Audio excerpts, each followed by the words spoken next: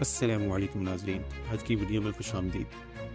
دفاع اور فضائی برتری کی دنیا میں ہر قوم اپنی طاقت کے لیے کوشاں ہے۔ دہائیوں سے جنوبی ایشیا کے دو روایتی حریف پاکستان اور بھارت ایک مسلسل اسلحہ دوڑ میں ہیں۔ اب دونوں ممالک کی نظریں پانچویں نسل کے لڑاکا طیاروں پر جمی ہوئی ہیں، ایک ایسی دوڑ جس میں خطے میں فضائی جنگ کی ارکات مکمل طور پہ تبدیل ہو سکتی ہیں۔ لیکن یہ جدید ترین ٹیکنالوجی حقیقت میں ان دونوں ممالک کے لیے کیا معنی رکھتی ہے اور اس دوڑ میں یہ کہاں کھڑے ہیں؟ چلیے آئیے دیکھتے ہیں۔ پانچویں نسل کے لڑاکا طیارے جدید فضائی جنگ کا عروج سمجھے جاتے ہیں۔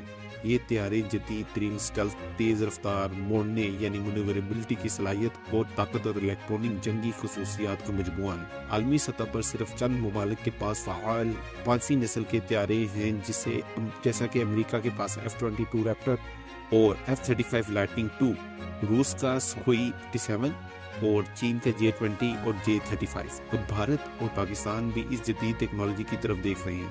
دونوں قومیں اپنی دفاعی نظام میں پیچھے نہیں رہنا چاہتی، خاص طور پہ جب بات فضائی طاقت کی توازن کی۔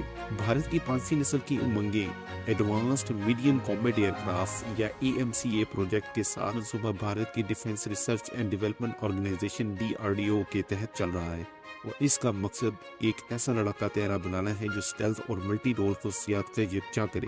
EMCA میں سپر کروز کی صلاحیت ہوگی، یعنی یہ آفٹر برنر کے بعد بھی سپر سونک رفتار برقرار رکھ سکے گا، اور اس میں جدید ترین ایویونکس، AESA ریڈار اور سیٹلائٹ خصوصیات شامل ہوں گی۔ پہلا EMCA پروٹوٹائپ 2024-2025 میں متوقع ہے، اور اگر یہ کامیاب ہوا تو بھارت اپنے ملک میں تیار کردہ پانچویں نسل کا لڑاکا طیارہ رکھنے والا جدید میں شامل ہو سکتا ہے۔ تاہم یہ سفر چیلنجز سے بھرپور ہے۔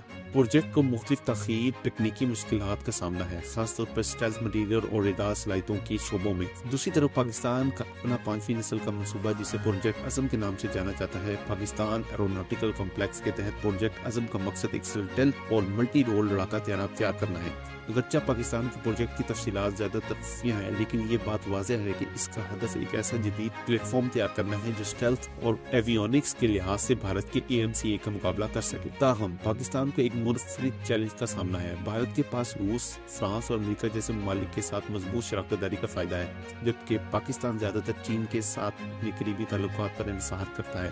چین کے تعاون سے پاکستان نے جدید چینی لڑاکا طیاروں کی ٹیکنالوجی تک رسائی حاصل کی ہے، خاص طور پر JF-17 تھنڈر کے ساتھ مشترکہ طور پر تیار کردہ ٹیکنالوجی، اور ممکنہ طور پر پروجیکٹ عزم میں چین کی تکنیکی مدد بھی شامل ہے۔ اگرچہ بھارت اور پاکستان دونوں کے پاس پرعزم منصوبے موجود ہیں، پانچویں نسل کا لڑاکا طیارہ بنانا کوئی آسان کام تو ہے نہیں۔ اس نسل کے طیارے سائنسی مٹیریلز، ریڈار جذب کرنے والے مواد اور انتہائی مربوط سسٹم میں جدید ترقیات کا تقاضا کرتے ہیں، جو کہ بڑے پیمانے پر تکنیکی اور مالی چیلنجز۔ بھارت جس کا بجٹ بڑا اور تحقیق و ترقی میں طویل تجربہ ہے، اسے تکنیکی برتری حاصل ہو سکتی ہے، لیکن پاکستان اور چین کا اشتراک، خاص طور پہ چین کے J-20 لڑاکا طیارے کے تجربے کے ساتھ، پروجیکٹ عزم کو تیز کرنے کے لیے درکار تکنیکی مہارت فراہم کر سکتا ہے۔ جنوبی ایشیا میں پانچویں نسل کے طیارے کی ترقی کے حکمت عملی پر بڑے اثرات ہو سکتے ہیں۔ اگر کامیاب ہوتی ہیں تو یہ طیارے دونوں فضائی افواج کی اہلیت کو بڑھا سکتے ہیں کہ وہ زیادہ مؤثر حملے کر سکیں، ممکنہ دشمنوں کے خلاف زیادہ تحفظ کے اپنی دفاع کو مضبوط بنا سکیں۔ بھارت اور پاکستان کے درمیان کشیدہ تاریخی اور وقفے سے سرحدی جھڑپوں کے پیش نظر دونوں ممالک سمجھتے ہیں کہ پانچویں نسل کا طیارہ ایک اہم طاقت ثابت ہو سکتا ہے۔ تاہم ماہرین کا کہنا ہے کہ ایک مکمل پانچویں نسل کے طیارے کا منصوبہ دونوں ممالک کے لیے تنہا آگے بڑھنے کے لیے بہت مہنگا ثابت ہو سکتا ہے۔ اس دور سے یہ سوال بھی پیدا ہوتا ہے کہ کیا جدید فوجی ٹیکنالوجی پر توجہ دوسری قومی ترجیحات سے وسائل کو منحرف کر دے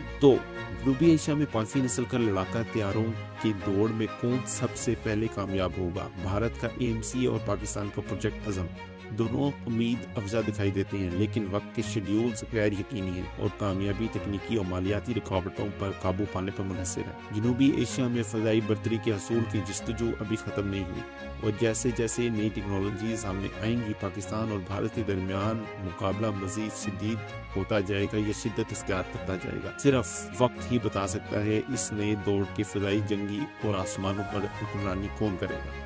تو ناظرین، آج کے لیے بس اتنا ہی۔ اگر یہ آپ کو ویڈیو اچھی لگی ہو تو اس کو لائک اور سبسکرائب اور شیئر لازمی کیجیے گا۔ اگلی ویڈیو تک اللہ حافظ۔